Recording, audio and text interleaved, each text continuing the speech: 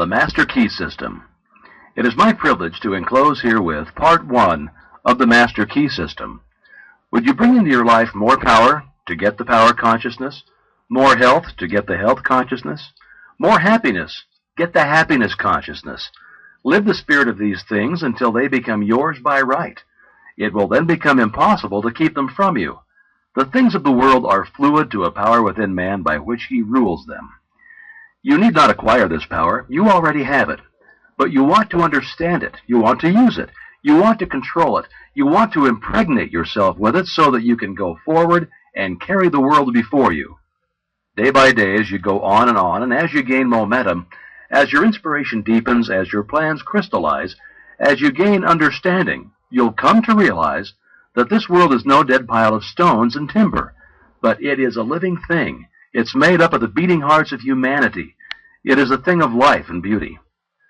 It is evident that it requires understanding to work with material of this description, but those who come into this understanding are inspired by a new light, a new force. They gain confidence and greater power each day. They realize their hopes and their dreams come true. Life has a deeper, fuller, clearer meaning than ever before. And now, Part 1. Chapter 1. That much gathers more is true on every plane of existence, and that loss leads to greater loss is equally true. Mind is creative, and conditions, environment, and all experiences in life are the result of our habitual or predominant mental attitude. The attitude of mind necessarily depends upon what we think. Therefore, the secret of all power, all achievement, and all possession depends upon our method of thinking. This is true because we must be before we can do, and we can do only to the extent which we are, and what we are depends upon what we think. We cannot express powers that we do not possess. The only way by which we may secure possession of power is to become conscious of power, and we can never become conscious of power until we learn that all power is from within. There is a world within, a world of thought and feeling and power, of light and life and beauty, and although invisible, its forces are mighty. The world within is governed by mind. When we discover this world, we shall find the solution for every problem, the cause for every effect, and since the world within is subject to our control, all laws of power and possessions are also within our control. The world without is a reflection of the world within. What appears without is what has been found within. In the world within may be found infinite wisdom, infinite power, infinite supply of all that is necessary waiting for unfoldment, development, and expression. If we recognize these potentialities in the world within, they will take form in the world without. Harmony in the world within will be reflected in the world without by harmonious conditions, agreeable surroundings, the best of everything. It's the foundation of health and a necessary essential to all greatness, all power, all attainment, all achievement, and all success. Harmony in the world within means the ability to control our thoughts and to determine for ourselves how any experience is to affect us. Harmony in the world within results in optimism and affluence. Affluence within results in affluence without. The world without reflects the circumstances and the conditions of the consciousness within. If we find wisdom in the world within, we shall have the understanding to discern the marvelous possibilities that are latent in the world within, and we shall be given the power to make these possibilities manifest in the world without. As we become conscious of the wisdom in the world within, we mentally take possession of this wisdom, and by taking mental possession, we come into actual possession of the power and wisdom necessary to bring into manifestation the essentials necessary for our most complete and harmonious development. The world within is the practical world in which the men and women of power generate courage, hope, enthusiasm, confidence, trust, and faith by which they are given the fine intelligence to see the vision and the practical skill to make that vision real. Life is an unfoldment, not accretion. What comes to us in the world without is what we already possess in the world within. All possession is based on consciousness. All gain is the result of an accumulative consciousness. All loss is the result of a scattering consciousness. Mental efficiency is contingent upon harmony. Discord means confusion. Therefore, he who would acquire power must be in harmony with natural law. We are related to the world without by the objective mind. The brain is the organ of this mind, and the cerebrospinal system of nerves puts us in conscious communication with every part of the body. This system of nerves responds to every sensation of light, heat, odor, sound, and taste. When this mind thinks correctly, when it understands the truth, when the thoughts sent through the cerebrospinal nervous system to the body are constructive, these sensations are pleasant and harmonious. The result is that we build strength, vitality, and all constructive forces into our body. But it is through this same objective mind that all distress, sickness, lack, limitation, and every form of discord and inharmony is admitted into our lives. It is therefore through the objective mind by wrong thinking that we are related to all destructive forces. We are related to the world within by the subconscious mind. The solar plexus is the organ of this mind. The sympathetic system of nerves presides over all subjective sensations, such as joy, fear, love, emotion, respiration, imagination, and all other subconscious phenomena. It is through the subconscious that we are connected with the universal mind and brought into relation with the infinite constructive forces of the universe.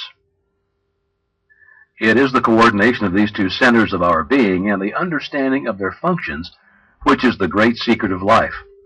With this knowledge, we can bring the objective and subjective minds into conscious cooperation, and thus coordinate the finite and the infinite. Our future is entirely within our own control. It is not at the mercy of any capricious or uncertain external power.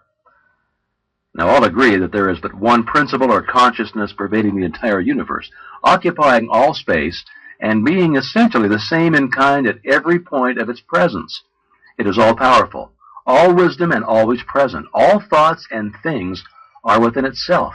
It is all in all. There is but one consciousness in the universe able to think, and when it thinks, its thoughts become objective things to do. As this consciousness is omnipresent, it must be present within every individual. Each individual must be a manifestation of that omnipotent, omniscient, and omnipresent consciousness. As there is only one consciousness in the universe that is able to think it, necessarily follows that your consciousness is identical with the universal consciousness. Or in other words, all mind is one mind. There is no dodging this conclusion.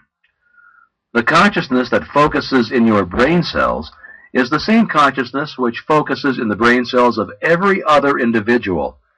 Each individual is but the individualization of the universal, the cosmic mind. The universal mind is static or potential energy. It simply is. It can manifest only through the individual, and the individual can manifest only through the universal. They are one. The ability of the individual to think is his ability to act on the universal and bring it into manifestation. Human consciousness consists only in the ability of man to think. Mind in and of itself is believed to be a subtle form of static energy, from which arises the activities called thought, which is the dynamic phase of mind.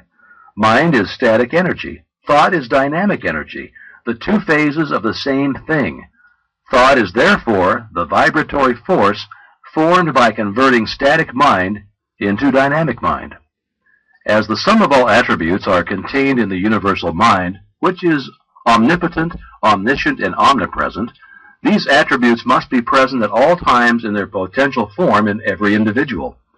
Therefore, when the individual thinks, the thought is compelled by its nature to embody itself in an objectivity or condition which will correspond with its origin.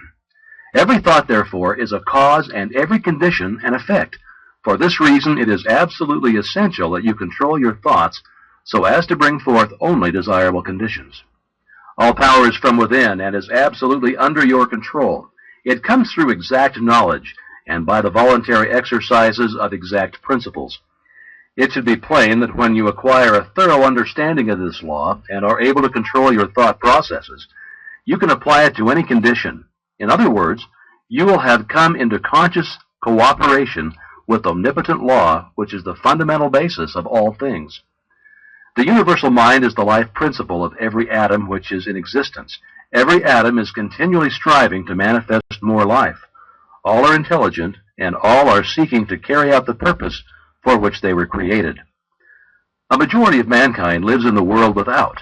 Few have found the world within, and yet it is the world within that makes the world without. It is therefore creative, and everything which you find in your world without has been created by you in the world within.